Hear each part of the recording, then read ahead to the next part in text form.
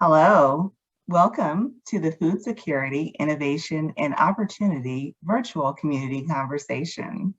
I am Elizabeth Trotman, Senior Vice President of Civic Leadership Programs and Initiatives for Foundation for the Carolinas.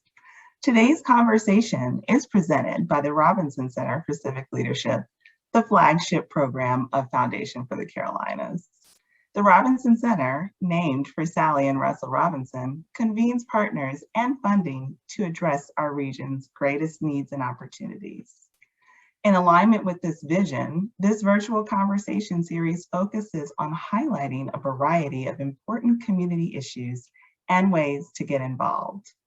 Today, we are pleased to have a great panel of distinguished leaders in this work who will share their insight and research. Our expert panelists include Ebony Bailey, Executive Director of The Bulb, Matt Habush, CEO of Mid-Ohio Food Collective, Tina Postel, CEO of Loaves and Fishes Friendship Trays, and Amanda Story, Executive Director of Jones Valley Teaching Farm. Thank you all so much for joining us today. So I would like to dig into our discussion and really start with you, Matt, with a question about food security. The Food and Agricultural Organization defines it as food security as connected to 4 elements: availability, access, utilization, and stability. How do you define food security, and what does it mean to be food insecure? And then if you could also talk about just key strategies that your organization is doing to support food security. I think when people get confused a lot when you talk about food security and they mix it up with hunger, and there's a difference in the two. I mean, hunger means you don't have food. I mean, you're trying to find food, and food security is a much broader definition. It's a lot more subjective. I mean, you could say, you are going to a food pantry and you're food secure. And I could say, because I'm going to a food pantry, I'm unsecure, or insecure. So I think it's a combination of those things. And really for us, it's about stability. Do you have, do you know where your next meal is going to come from? Are you at risk of running out of food? Those are usually the screener questions that people use to really determine what food insecurity truly means. For us, it doesn't matter. At the end of the day, if you don't have enough food, we want to make sure that you have enough food for today and probably for us now and for a lifetime. And that's really going after the root causes of why people are food insecure. I often say food insecurity has nothing to do with food.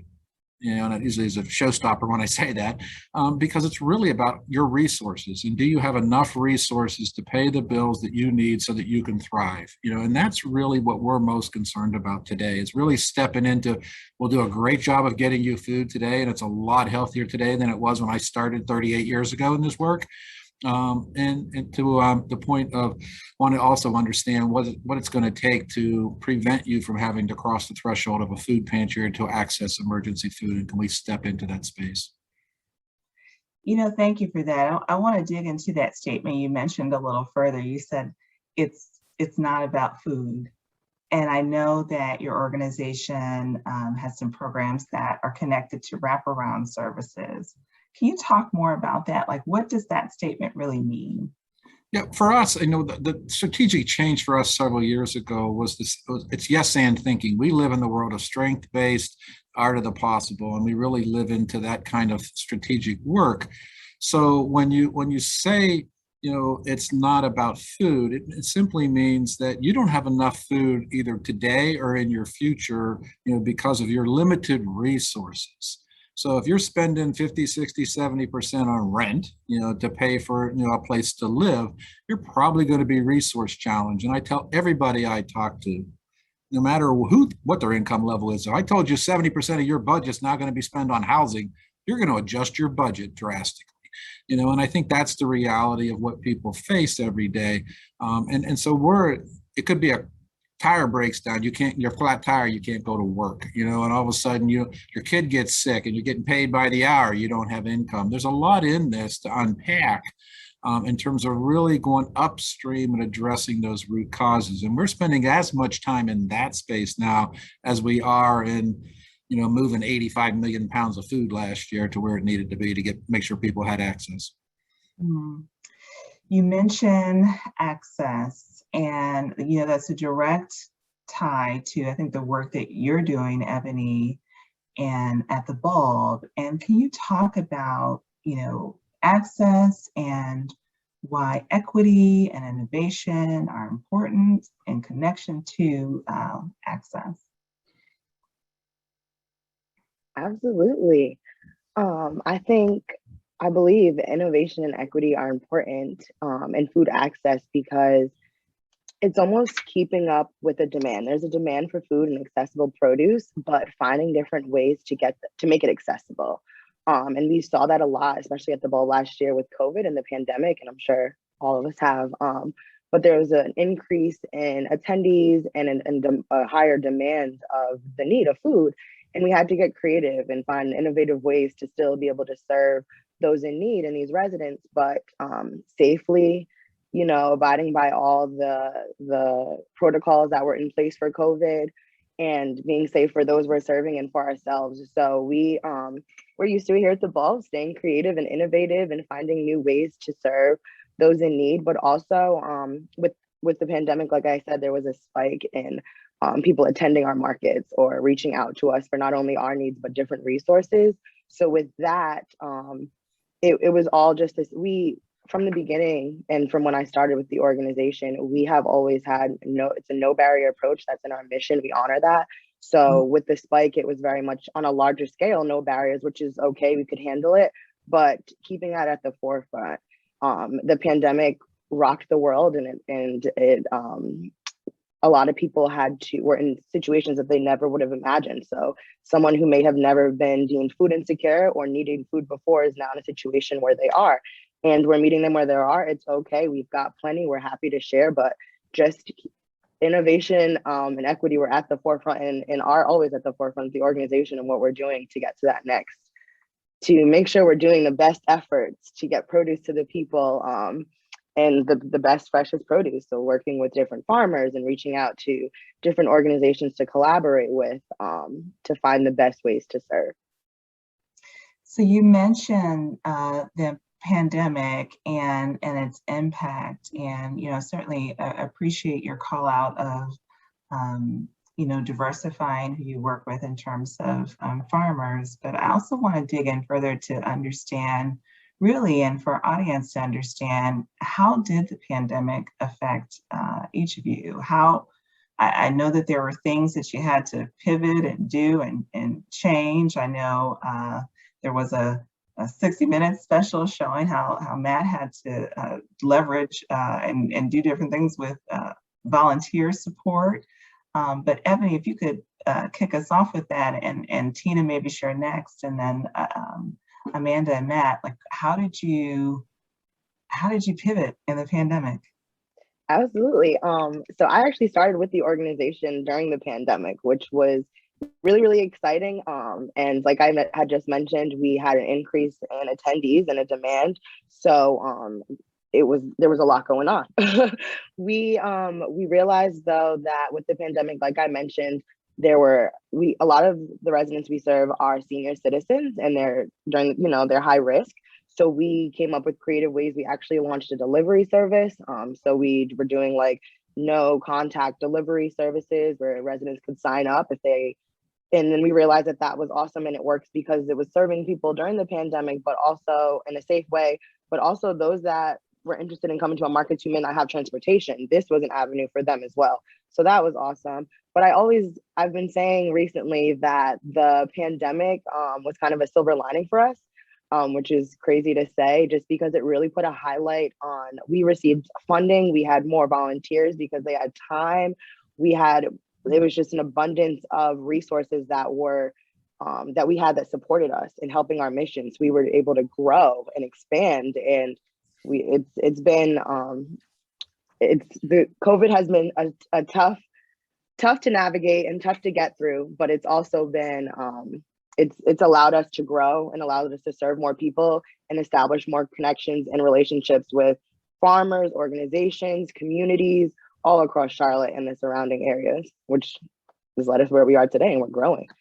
Mm-hmm. Which is weird to say about the pandemic, because it's, you know, there's been a lot of negative response to it, but it's been tough, but we've been able to, it's been, like I said, a silver lining, because it's been a highlight to food insecurity and during the pandemic.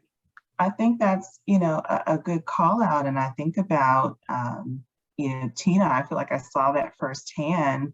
You know, we were out at an event.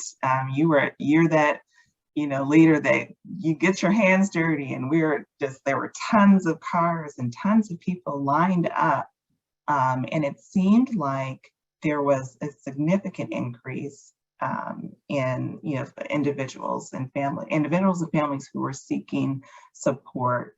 Can you talk about that? And I feel like we heard about it, but tell us like what that was like. Well, similar, thank you. Yes, similarly to what you probably saw in the news. First, let me tell you, Ebony, kudos to you for starting in a pandemic and sticking with it. So Thank you. You do great work, and you talk about baptism by fire. But yes, overnight here at Loaves and Fishes Friendship Trays, we saw our numbers almost triple overnight.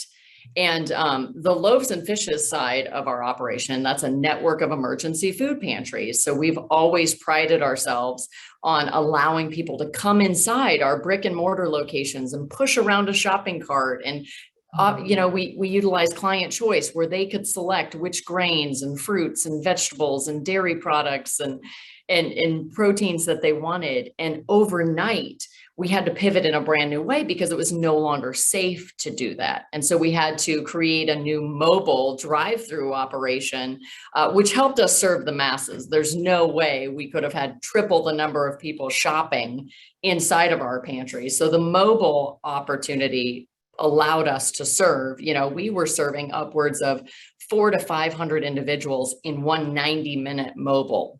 And right, it was great. And that's when we saw one another. You were also passing out masks, if I believe, at that event, because, you know, people are food insecure and there's a pandemic. They also need other things like diapers and hygiene products and PPE products and all of that stuff. So we had to pivot in brand new ways. And like Ebony, we also pivoted with a home delivery program, because this pandemic presented that new challenge of people testing positive for the virus. And so we didn't want them getting in their vehicles and driving through our food line. And so we created our first ever grocery home delivery program. We just recently merged with our friends at Friendship Trays, which is our community's local Meals on Wheels program. So Meals on Wheels and Friendship Trays have been delivering meals to people for 45 years in our community. And that's kind of what led to our merger. But we had never before delivered groceries. So now, as a combined organization, it doesn't matter what somebody's food insecurity needs are, whether it be groceries, whether it be meals, or perhaps it's both. You know, with us being one combined organization, we can address somebody's food insecurity needs in a way that matches their needs directly. I love that, and the collaboration that you have implemented is, you know, we always go farther together, right? And so certainly connecting with Friendship Trays is just something to be celebrated. Amanda, you know, tell us about your organization and the work that you do. I think some context, even before sharing how the pandemic impacted you, would be super helpful. And I'll just say, having had the chance to come there to Alabama and see that work, I was just so inspired. So please just share more about the work that you do. Sure, I'll do it really quickly in context also with the pandemic pivot that we had to make. So we run Jones Valley Teaching Farm is in Birmingham, Alabama. We are a 501c3 nonprofit that partners directly with our public school system, which is Birmingham City Schools. We have built out an food-based education model where we actually employ instructors and farmers that actually go to the school sites that we currently operate on. And we're operating that model, and the reason why we call it a model, in one distinct neighborhood in Birmingham. And the idea is just what we've been asking about root causes and systems changing, is how do we connect young people, not just one garden at a different school, but within a context of a community. And so we've built teaching farms within one community that starts in elementary school, that then builds into middle school and then into high school, that then also offers employment opportunities for high school students, and then a postgraduate employment opportunity. Just as Matt was saying, you really have to look at resources. So if we're going to do food-based equity work, if we're going to talk about food security, we also have to talk about employment. For us, that's rooted in young people. And it also is rooted in that distinct connection to the labor that it takes and the food source that we create in order to understand the power that food can have and the power of growing food can have. And so we work primarily with young people in Birmingham. It's an important piece of our work to also ask bigger questions around systems, which is who owns the means of production, who owns the land that we farm, and who has access to that and who doesn't. And so by instilling this connection in young people in Birmingham, we really are trying to understand the larger questions that we need to be asking as it relates to food.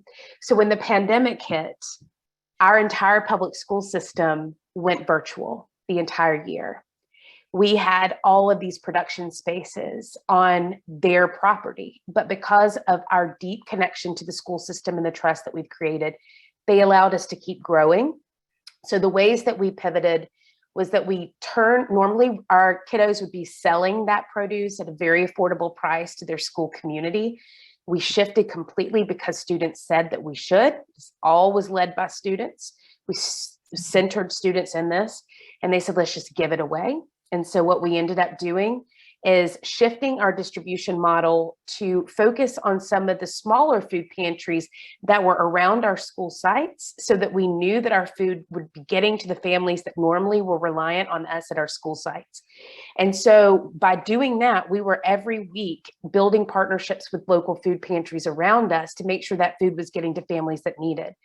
But essentially with the silver lining, like Ebony was saying, is that it allowed us to change our distribution model forever. We will never be charging food prices for our food again, because we believe it has to do a little bit of both.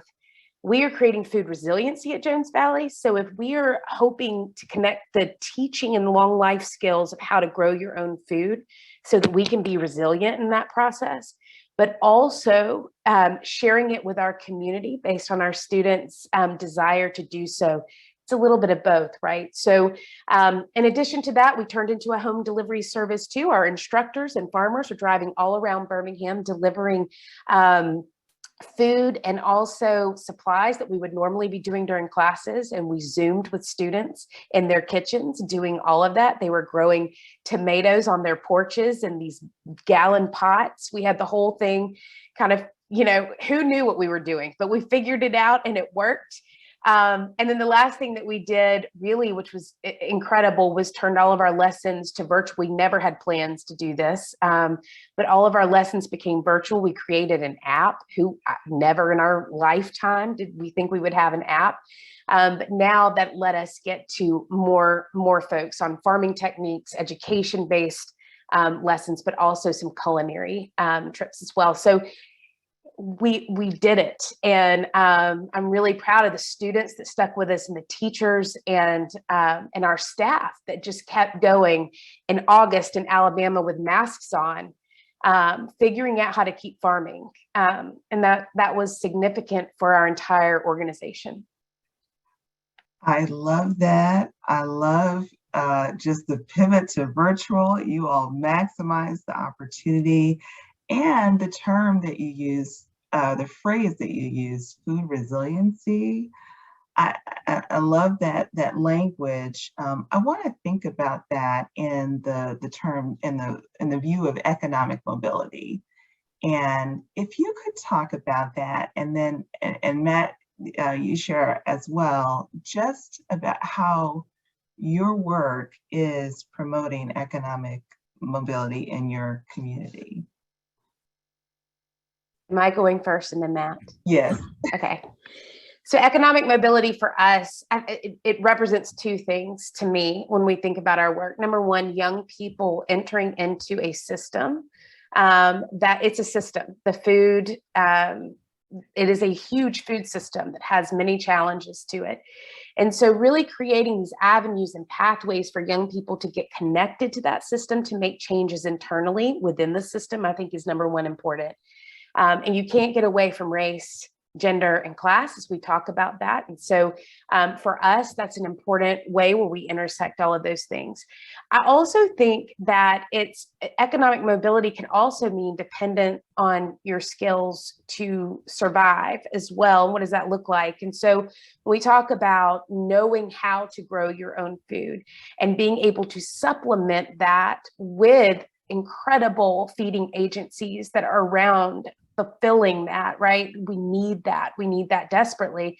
We also need, as people will say, access to affordable produce, whether that's in grocery stores or what have you. You have to have those two things. But there's also this really incredible part in the middle of where we create those long-term skills for folks to feel like they can also own some of that, right? And it missed me completely. My hand is up. I have no idea how to grow food. As I was a child, and probably my staff would agree, I still have not caught on. But the important thing is if we connect that to young people now, there is a sense of economic mobility too. So are we creating jobs? Yes. Are we also creating the ability to depend on ourselves and some seeds to get us through the hard times? And I think that showed us in a pandemic. Our phones were ringing off the hook of, I'm now starting to garden for the first time. And these span from so many different demographics. And so for us, it shouldn't take a pandemic to get us to that place, but I'm excited that folks now are seeing that importance of growing your own food, but also connecting to agencies in a meaningful way as well. So that's where we land in food resiliency and economic mobility, because I think it goes hand in hand. I would just add a couple of things to that as well. So the COVID, congratulations to Ebony, Tina, and Amanda. I think in terms of what I think you've shown is, one of the criticisms of food banking for years was that we've become institutionalized. And I said during this pandemic, thank God we were, because if this whole network of private sector creativity, passion, ability to adapt on the spot to change, in our case, losing 13,000 volunteers and then bringing in 100 National Guard folks to help us do exactly what Tina did, which was shifted, no touch, keep it safe. It's the resiliency of all of our teams that stepped into this, into our customers. Around economic mobility for us, this began about 7 years ago. We went to $15 an hour as an organization. We challenged major corporations because if you're going to move people out of poverty, which was one of our key tenets, the only measurement of success is that your income went up / your household size. Everything else we do, food, healthcare, all those things matter. They're very important. But the measurement of success is that your income go up. And if we're afraid to talk about wages, then we're never going to move people, and I think out of poverty. And so for us, we went to $15 an hour. We taught other nonprofits how to do it. We challenged major corporations in this community to do it, and it's catching on now, and a lot it's had to because of the the pandemic. But for us, that's what it was all about: is what can we do? We've built an app around we call Ready Skill. We're just getting ready to launch it, which is assessing people and where they are, skilling them up, putting the social services in the middle of that so that, our community college here, which is a very large one in downtown Columbus, loses 6,000 to 7,000 students a year because life happened to them. Something goes wrong. It could be a flat tire, it could be anything. And all of a sudden they have to drop out. They're halfway done. And so we're like, what if we stepped in to help? And then ultimately, what are employers looking for, and making sure we're skilling up for the right jobs? Or, as we like to call it, it's your second job, the one that's going to move you out of poverty. It's that skilling up. And so for us, we stepped into that space and believe that we can do this differently. And it's being led, by a group of, it's a collaborative spirits. And then you were talking earlier about collaboration amongst partners. That's what this is all about. And I give all of the nonprofits, people stepped up, found a way to do this, a way to distribute the PPE to keep people safe. In our case, we lost 13,000 volunteers. Other people stepped in, but it's that resiliency at the end of the day that I think defines the nonprofit community across the United States. And you just see example of this. That people said, we're in it. The other side of this that I think is real important is we also found out because of the pandemic that statement about 40% of America makes less than $15 an hour, 40% of America can't pay a $400 emergency bill is real. And that's how close many of our fellow citizens across the United States are living right on the edge. And we saw that during the pandemic where we have a data tracking system. 83,000 families got help for the first time ever in their lives.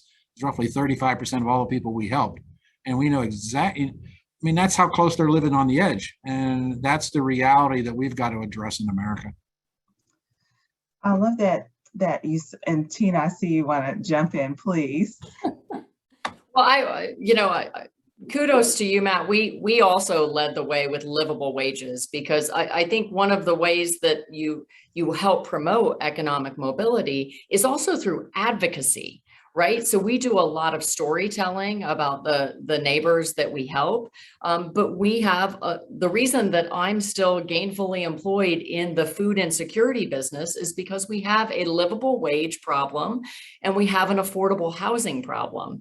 And so it's not just our role as nonprofit leaders to feed people, but we have to advocate for systemic change as well. So kudos to all of my colleagues here who are not just feeding people, but are also promoting, food justice and systemic changes so that we can eventually put ourselves out of business. I appreciate that mention, Tina, and advocating for systemic change. And I think about the social determinants of health, right? And food in connection with good health. And I know that you all are doing work around that. Can you talk about that? Maybe we can start with Matt and go to Ebony and circle around. I really was so impressed to read about and talk with you, Matt, about the food pharmacy work, and would love to hear more about that or share more about that with the audience. Sure. So back in 2010, we were asked, we were one of 3 food banks that did diabetes research with Bristol Myers Squibb Foundation and Feeding America. We partnered with Ohio State and with a local primary one, which is Federal Qualified Health Center, and our diabetes, to really look at the question is, if you're food insecure, can you manage your diabetes? Well, the answer is pretty easy to find out, no, because you don't have access to the right foods. It's available, affordable, healthy foods. So we did that, and at the same time, we led the charge to find the next 1 billion pounds of produce in the United States for Feeding America. Those two got woven together to become our DNA. So everything we do today is around fresh food, around measuring a food as health strategy. And out of that diabetes research, we created a pharmacy program spelled Pharmacy. And it really is around, there's a lot of that going on around the country now. It really is around, but we have a data tracking system. So we were able to match frequency of visits, getting access to fresh food against the healthcare outcomes of the patient. And we were seeing numbers of A1Cs move down. We were getting good health outcomes, both in hypertension, even in stress reduction, because people knew they had access to healthy foods and they could deal with the issues of stress in their lives. All of that has really put us in the case of our new measurement of success is not how many meals, how many pounds, or how many people I serve. That's the widget counting, for me. But really what matters to me is, are we having an impact on your health, and can we prove it? And then going back and strengthening those partners with, Medicare and managed care organizations, and saying, look, food matters. I used to chair a hospital board system here, and really had that conversation with them about, nothing in your discharge plan, because you don't want them back in the ACA rules, but nothing about food was even in there. We take it for granted in this country, and access to healthy food, to me is first about price. Then it's about accessibility and location. We too often talk about that with food deserts. And for us, we always talk about the location of the grocery store. And I'm like, well, if you can't afford it, it doesn't matter where that store is. And so we really have stepped into that in terms of, look, we have access to fresh food. 65% of what we do is now fresh. And we are adamant about making it readily available so that people can shop. And I hopefully after a pandemic, for what Tina was saying, is we can get back to that choice. We want people coming back every week. We want them, the more frequently they come, the better the health outcomes. Thank you for that, Matt. Ebony, I know that, and this all connects to measurement, right? If you want to see positive health outcomes, how do you really know? So you're measuring that A1C as you're providing food to families. I mean, I see just such opportunity to expand that nationwide. But I also think about, Ebony, some of the work that you're doing in partnership with some research institutes. You've talked about some really cool things where you can connect it to measurement. Tell us about that. Absolutely. So similar to what Matt said, I totally agree. But we here at the Bulb, we make local fresh produce accessible, but also it's about the education of it as well. So like how impactful am I? I'm just bringing you the produce, but I'm not telling you the benefits, how to prepare it, how to grow it yourselves, anything about it. So that's a big part of what we do here at the Bulb. But we've been able to partner with Veggie Van, which is a study under the University of Buffalo, which has really allowed us so many opportunities. Working with Veggie Van, they provide not only funding opportunities for us, but also measurement. So, excuse me, how it works with Veggie Van is if they'll come in and, they'll present 2 sites to us. We choose the sites or we find partners in the neighborhood, but there's 2 sites, a market site and a planning site. And so the market site, initially we go in, we work with the community to get a baseline of information of 30 participants who like to be studied over the next 12 months. And we get their height, weight, and their veggie score. And their veggie score is actually a really cool machine that Veggie Van provides for us, but it tests the carotenoids, which are like the pigments in your skin given to you from fruits and veggies in the intake. So we get that baseline information of height, weight, and veggie score, and then we launch a market. And we're there for 12 months, bringing local produce at a donation-based farmers market. And then at the end of 12 months, we do all of the data collection again. So height, weight, and veggie score. And then we're able to really track the impact that we see at this market and the impact that the Bulb has brought to these individuals, especially the 30 in that study.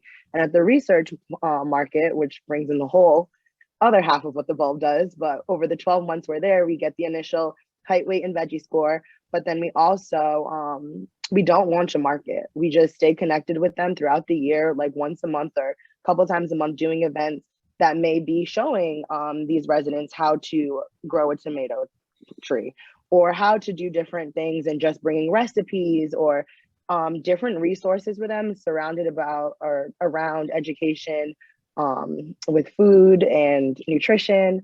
So we do that. And then at the end of the 12 months at the research site, we're able to look at the impact we haven't had because we haven't done much. But as far as like their height, weight, and veggie score and their health, we're able to say, wow, this area definitely needs a mobile market like the Bulb here. And we can bring that back to Veggie Van and work with them to bring a mobile market to that site.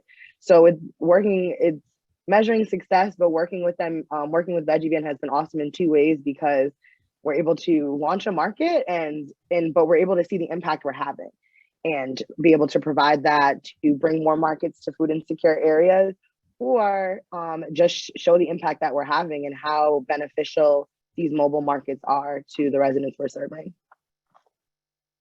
I love that. So we need to know our height, weight, and veggie score. That's yes. a question for all of us. And there's no right or wrong. I'm sorry. No, there's no right or wrong veggie score. It's really cool. And a lot of people are like, oh my gosh, I ate a bunch of salad yesterday. And I'm like, it's over the course of a year, but you stick your finger in this machine and it lights up and it just tests the pigments. And it's on a scale of 800, so lower from 0 to 800. So the higher the score, you eat lots of veggies and fruits. And the lower the score, we would suggest that you eat more and encourage you to eat more. So that's going to be everyone watching today. That will show that you know something that not everyone else knows. You can ask, what is your veggie score? You say you're eating healthy. What's your veggie score?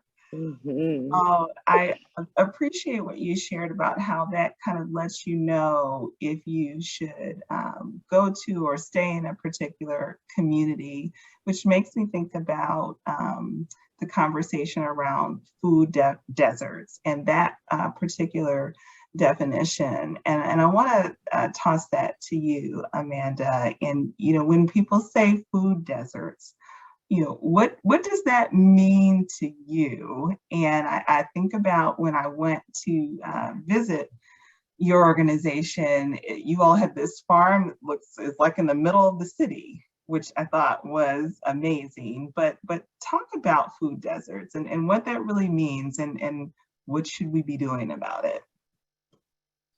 Okay, I'm going to talk for real about food deserts. Is For everybody real. on the panel ready for that? So food deserts for us, we have tended to stray away from that term for a couple of reasons. I think it became incredibly overused, and I understand why, and I'm glad that it brought the level of attention that it needed to bring about asking larger questions about how communities and how neighborhoods are accessing fresh fruits and vegetables. Totally understand. But just as Matt was saying, a grocery store cannot be in every single neighborhood. We have 99 neighborhoods in Birmingham, and the immediate go-to is there a grocery store there? Well, if I can't afford the grocery store, like Matt said, what is the purpose of that? And why are we getting confused with the systems around that? So for us, if you look at redlining specifically, and look at the systems in our communities that overlay that food desert map, it's similar. So what we would like to ask the larger question of in Birmingham is, and across the board, I would hope, is where are those same, just as Matt's talking about, the resources and the systems change that needs to happen so that we're not just putting it in one bucket of food deserts, and instead really addressing all of these other pieces that I think we have to address in order to get to the real question of it, right?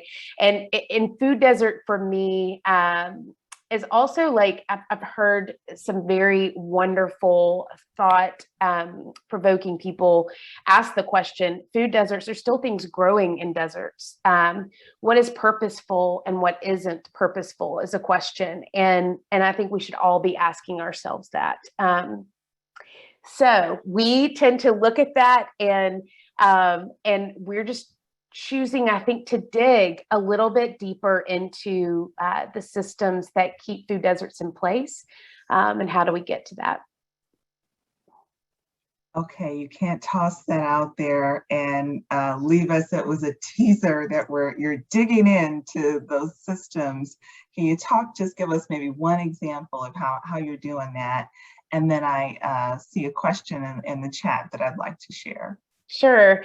So I think what we are doing is we're shifting to food resiliency. And so that's how we in our community are trying to change it from food desert to how are we giving the skills, how are we providing resources that allow for our residents to feel like they can take care of themselves, number one, but also can work within the system that is created. And it's hard because we've been using food desert for so long. For us, food resiliency feels a little bit more like I can have agency as opposed to having to rely on all of these other aspects that are out of my control in order to survive in this system. And I don't know if my other panelists have been asking those same questions, or my other colleagues have been asking those same questions. And I'd love to hear from them, if you don't mind, to help kind of drive that home a little bit. But that's where we're using it. And really, quite frankly, starting with young people is our approach. It's reconnecting young people to our food source and to the value of growing food and to the value of what food can mean. One of our apprentices said something so wonderful the other day. It's like, you have to start with growing food in order to appreciate what it means to have the food, whether it's in your plate, whether how you receive it. you have to understand what that feels like. And for our graduate apprentices, it's meditative, it's meditation, it is a safety place, it is a place where you're growing something that you can control. And there's some really interesting dynamics, I think, around that and how we use these terms and how we grow communities. So I'll toss it.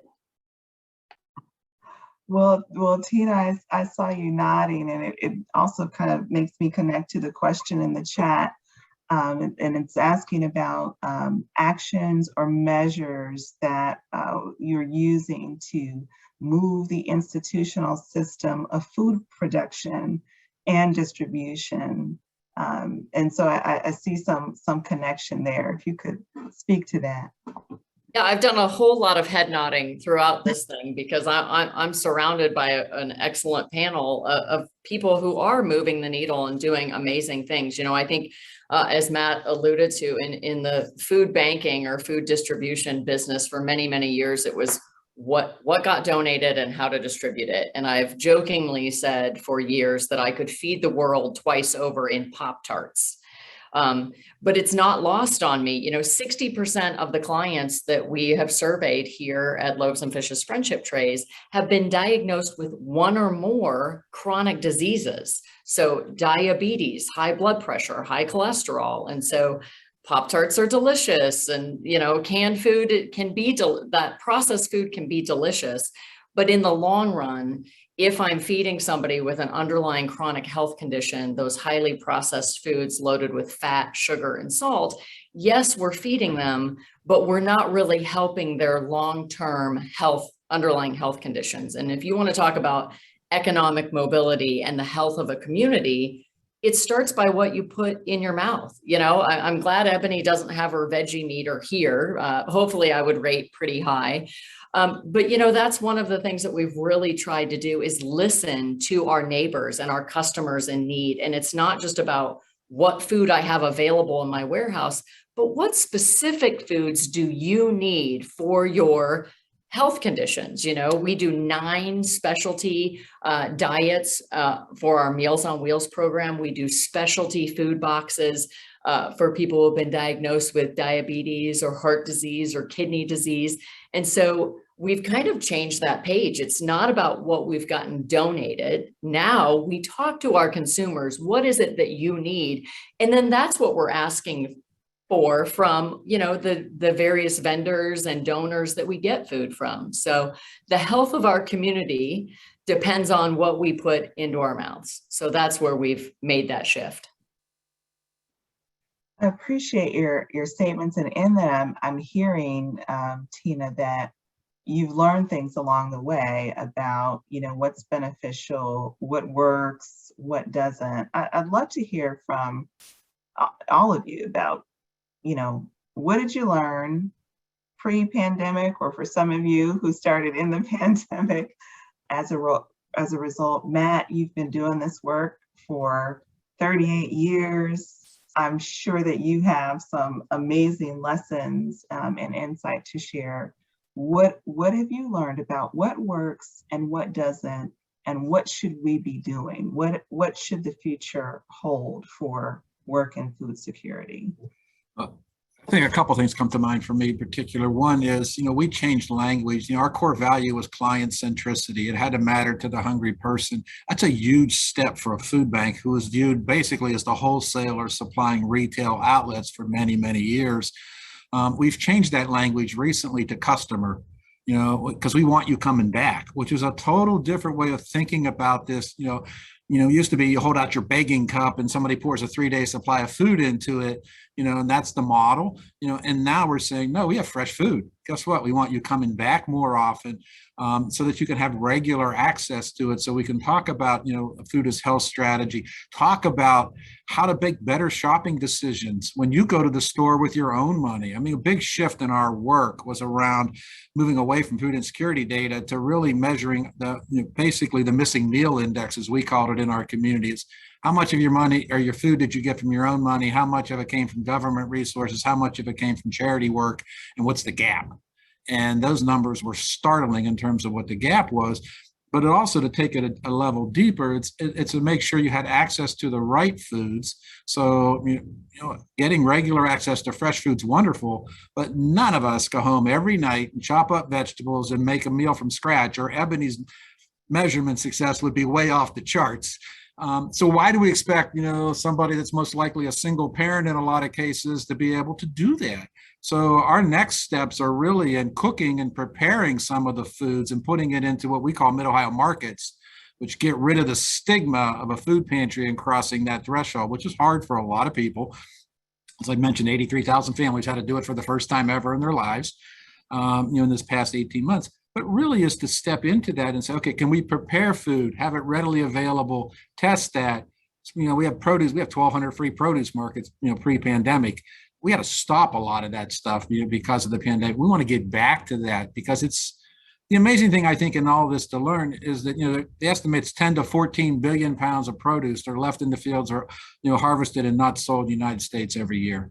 And the fact that that's available, that we as a society can't figure out how to take grade B product and make it available to people. And there's nothing wrong with it. I told the head of USDA once, you judge the quality of produce in America by pretty, and something's a little bit too big, it's not grade A, it's grade B. I said, that stands for in American lexicon? Bad. That B stands for bad. That's how we think about grade B. The reality of it is, other countries are figuring this out. France has figured this out.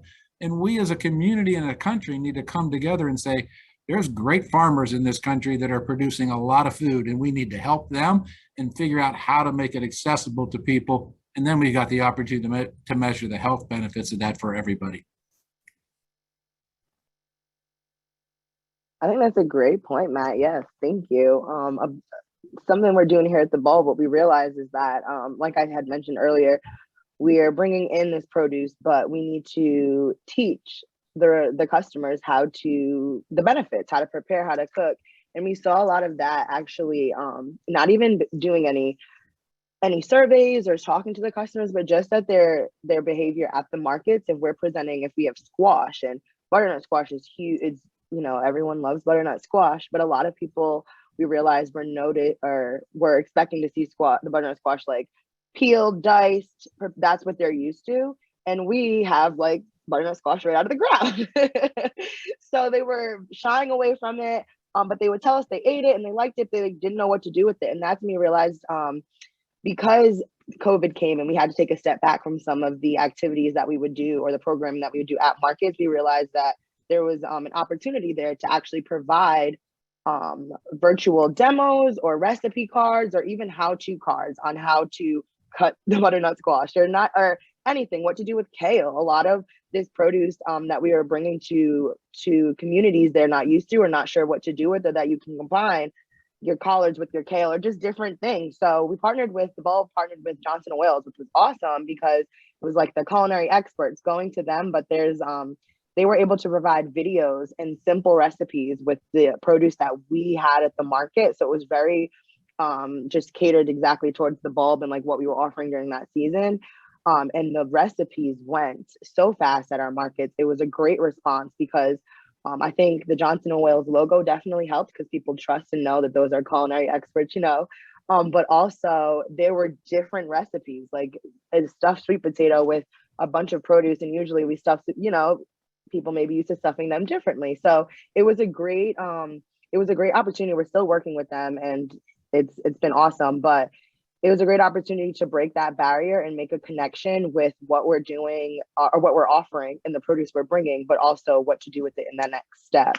And it's been great, but it's been awesome. And it's great to partner and collaborate. And that's very, very important. That's what we're learning at the Bulb. It's strength in collaboration for sure, whether it's recipes or toiletries or shelf-safe food or fresh produce, there's strength in collaboration. Amen. I would say that, and that's a great example of collaboration, with the university and cooking. And I would say that's what we do here at Loaves and Fishes and Friendship Trays. We can't possibly merge with everybody, but we work with, over 400 different partner agencies. But I do want to stress something relatively new that we've seen where we've strengthened a collaboration, and that's with our medical community. So here in Charlotte, there's an alliance of the two major hospital systems and then our county public health department called the One Charlotte Health Alliance. And so they've partnered with us to create 2 mobile food pharmacies so that doctors who are seeing patients are finally, screening patients for food insecurity.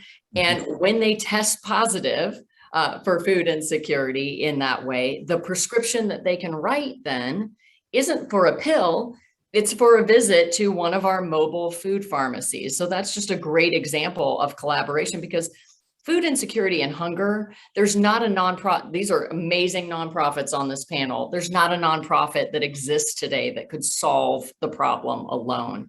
It has to happen through the public sector and the private sector and the nonprofit sector working together to change the system.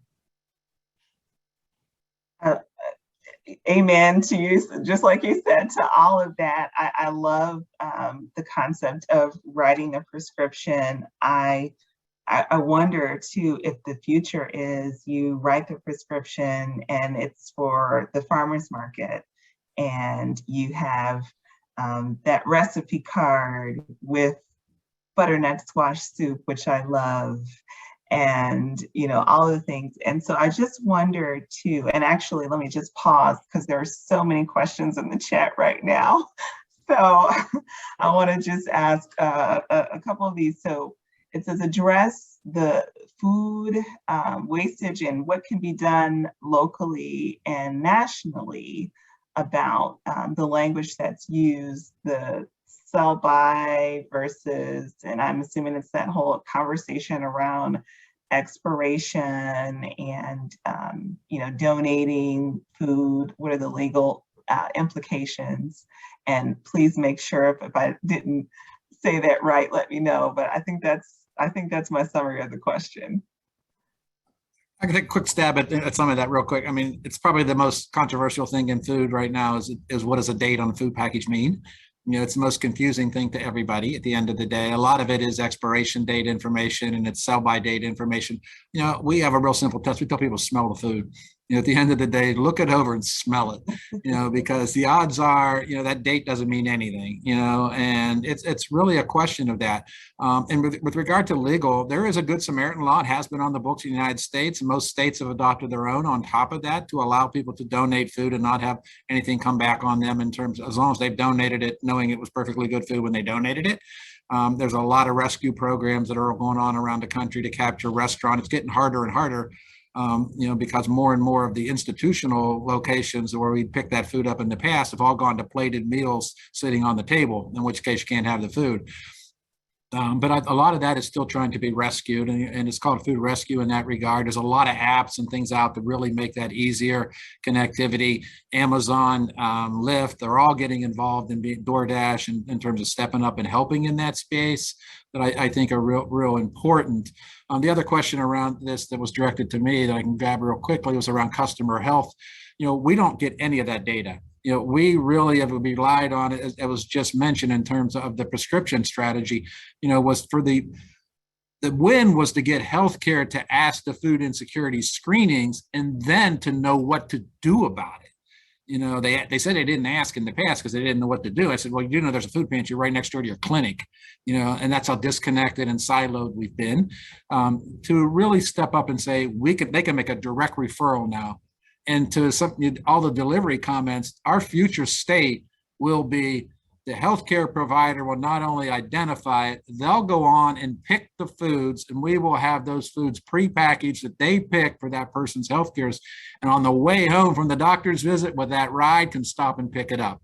That's the direction we're going, and trying to use technology and healthcare to take advantage of what we have available and get it to people and adjust in time for their needs, knowing what to do with it. The recipes, all of those things matter. Getting people to cook food healthier matters. Getting people to know how to substitute when they go to the grocery store. Those kind of teachings are going on more and more by all kinds of nonprofits and extension, and taking advantage of those so that at the end of the day, people can make healthy choices, and they can do it in partnership with their healthcare provider for their specific healthcare needs is a huge win. I love the partnership. And that has just been a theme of this discussion, collaboration, and partnership, traditional and non-traditional. And it's wonderful to hear how each of you are doing that. I want to kind of, because our time is drawing nigh, and I feel like we could talk another hour, but I do, in the spirit of mobilization, want to ask you all the question of how do people get involved? What are like 3 things that you would recommend that individuals, no matter where they're sitting, if they're in a corporation, if they're in philanthropy, if they're at home looking for something to do with their time, what are those things that you would recommend that people do to get involved? And so I'm gonna start with Ebony, and then take it to Amanda, and then Matt, and then Tina. So there's so many different ways to get involved, whether you have time or I know, like, before I even heard of the bulb or worked with them, just like, how can I get involved? And it started with just planting. Like, there's so many different opportunities. Let me slow down. But just in terms of, if you have a home garden and you grow and you have a ton of tomatoes, we accept donations in that capacity. So, or that's even helpful with sharing and donating in ways like that. But we have a ton of volunteer opportunities as well. The bulb is a really small team, so we heavily rely on volunteers, and that can look like volunteering or donating extra grocery bags or extra egg cartons, like anything that you really may not even think would be something that we could use, we do, because we have eggs, and we can do it in that sense. But volunteering or donations, or even just coming out to our markets and getting involved, asking questions, joining conversations as attendees at this amazing opportunity we've had for this webinar, but just getting involved and asking questions. Like I said before, I even worked at the bulb or knew about what the bulb was. I was just like, oh, well, how can I get involved? And I want to help. And I started working here and realized, like, wow, I've been food insecure at some points, or if you recognize things and you notice in yourself, and it's like, wow, well, I can better relate and communicate with the customers we're serving because we have that in common, and I can meet them where they are and I can go from there. So it may seem intimidating to get involved, but just get out there, reach out, comment or come out to our markets. We love to help. We have opportunities on the farm. We have opportunities in the greenhouse, at the market or at the market. Ditto.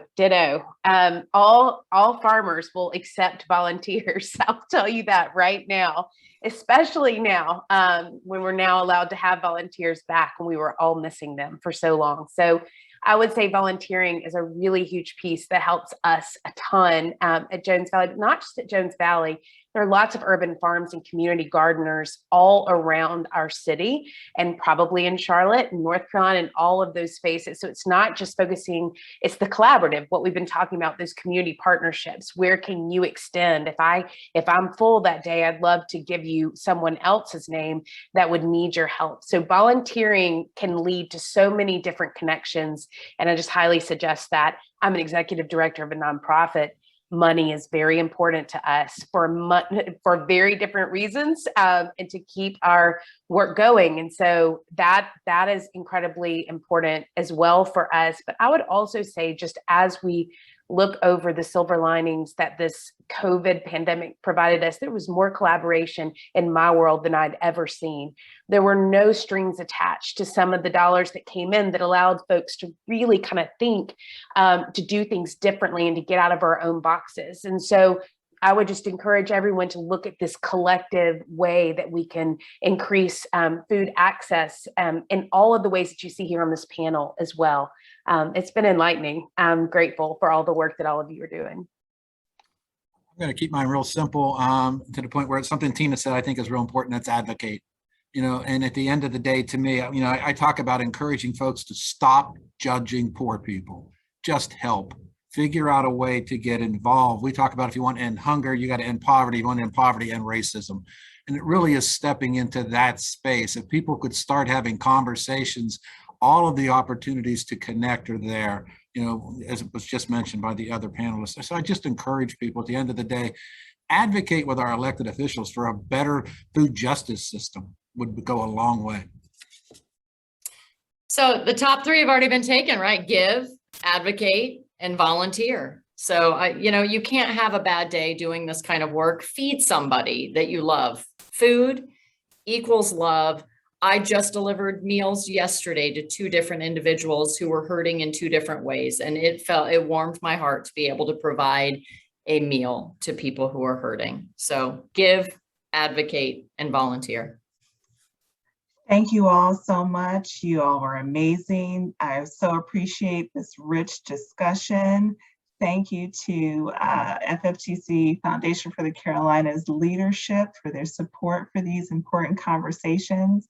And thank you all for joining us today. We are so thankful that you took the time, and we invite you to continue to discuss, connect, and get involved. Have an impactful day.